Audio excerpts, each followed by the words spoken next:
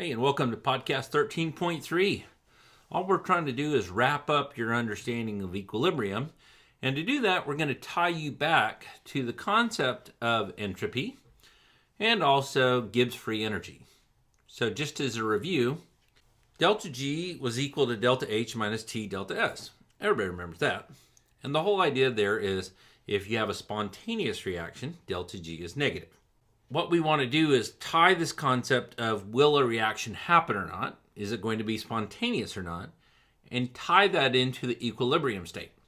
Again, this has next to nothing to do with kinetics because kinetics is not about what it looks like in the beginning or the end, but how fast you get to the end.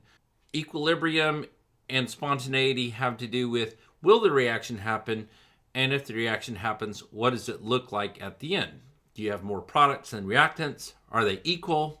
So on. So our first condition that we have to worry about is calculate Q. Q lets you know what does it look like right now. We don't know if we're at equilibrium or not. So if you find Q and Q is less than K, then what does that mean? That means you're not quite at equilibrium. The reaction will happen and will drive itself towards products until it reaches equilibrium. So let's take a very simple equilibrium state. This is regular salt mixed with water makes sodium ions and chloride ions. You can see them floating around down there.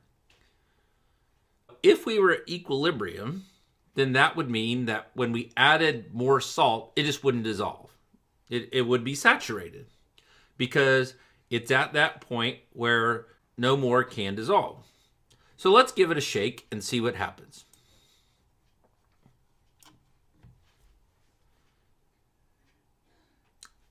And look at that, they all dissolved. That means Q is less than K. All right, so it did dissolve. So what does that mean? Is delta G negative or is delta G positive? Well, delta G is negative. Why? Because it happened. It's spontaneous. It did, in fact, dissolve.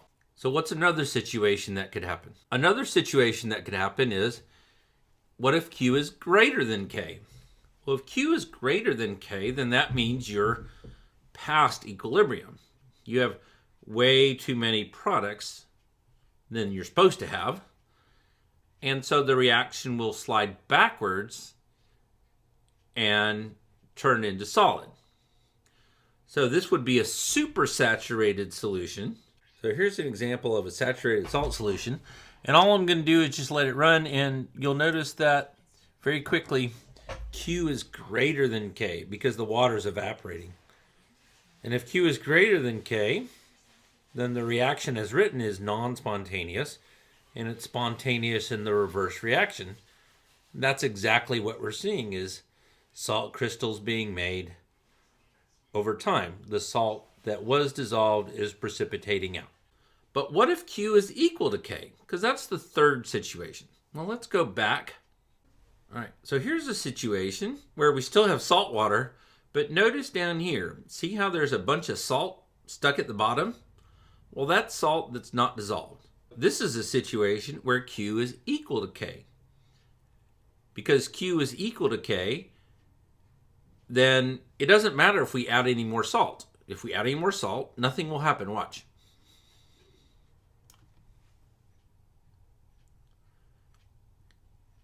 They just sank down to the bottom. No more dissolved. They just sank down to the bottom. So this is a situation where Q was equal to K. Just adding more salt doesn't make it supersaturated. And it also didn't cause any of the salt that is dissolved to fall out as a precipitate. Basically, it had no effect on the situation.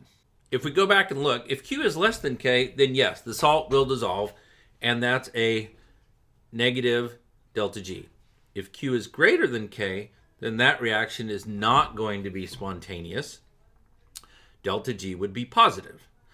If Q is equal to K, then we're at equilibrium. And at equilibrium, delta G is 0. It's not that the reaction is happening to the right. It's not that that reaction is happening to the left. The reaction is happening in both directions.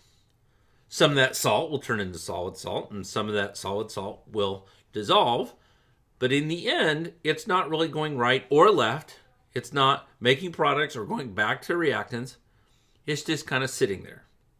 So we pull this equation out of thin air, and the one we want is down here. The relationship between delta G and K is this equation right here. So if K is quite large, let's say K is a big number. If you take the natural log of a number greater than 1, you will get a positive exponent. If you don't believe me, go ahead and try it. Get your calculator, punch in 10. Take the natural log of that. Well, if you take a number greater than 1, and remember, K greater than 1 means that products are favored. So if you take a K greater than 1 and punch this in, you're going to end up getting a negative answer for delta G. If, however, K is small, so let's punch in a number like 0.025. Punch that into your calculator and hit ln. Well, you're finding a log function of a number smaller than 1. And that means you'll get a negative answer.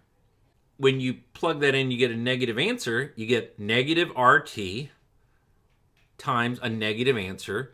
Delta G will be positive. So in other words, K is bigger than 1. Delta G is negative. K is less than 1. Delta G is positive. But what if K is 1? What if K is right down the middle? Then that would mean that the natural log of 1 is 0. So delta G would be 0. So at equilibrium, delta G is 0.